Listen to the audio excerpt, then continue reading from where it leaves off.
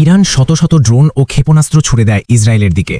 আকাশ আগুনে লাল হয়ে ওঠে, সাইরেন বেজে ওঠে একের পর এক, বিশ্ব তাকিয়ে থাকে উদ্বেগে। কিন্তু ধোঁয়া কেটে গেলে দেখা যায় ক্ষতিক্ষয় খুবই সীমিত। কেন? শুধু কি আয়রন ডোমের কারণে? হ্যাঁ, আয়রন ডোম বিশ্বের অন্যতম উন্নত আকাশ প্রতিরক্ষা ব্যবস্থা। এটি শত্রু ক্ষেপণাস্ত্র শনাক্ত করে, তাদের গতিপথ বিশ্লেষণ করে এবং মাঝ আকাশেই ধ্বংস করে দেয়। কিন্তু বাস্তবতা আরও বড়। পর্দার আড়ালে রয়েছে যুক্তরাষ্ট্র, ইসরায়েলের সবচেয়ে ঘনিষ্ঠ মিত্র। উন্নত স্যাটেলাইট গোয়েন্দা তথ্য, রিয়েল টাইম নজরদারি এবং সমন্বিত মিসাইল ডিফেন্স সিস্টেম সবকিছু একসাথে কাজ করে। শুধু তাই নয়, ইউরোপ থেকেও রয়েছে সমর্থন। যুক্তরাজ্য এবং ফ্রান্স ভূমধ্যসাগরীয় অঞ্চল থেকে নজরদারি ও সামরিক সমন্বয়ে ভূমিকা রাখছে। আর এখানেই আসে অপ্রত্যাশিত এক মোড়। একটি মুসলিম দেশও ভূমিকা রাখছে এই প্রতিরক্ষা ব্যবস্থায়, জর্ডান। হ্যাঁ, জর্ডান।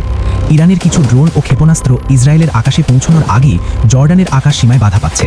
কারণ আঞ্চলিক স্থিতিশীলতা শুধু এক দেশের বিষয় নয়, সংঘাত ছড়িয়ে পড়লে ক্ষতি হবে পুরো মধ্যপ্রাচ্যের। তাহলে আসলে কে রক্ষা করছে ইসরায়েলকে?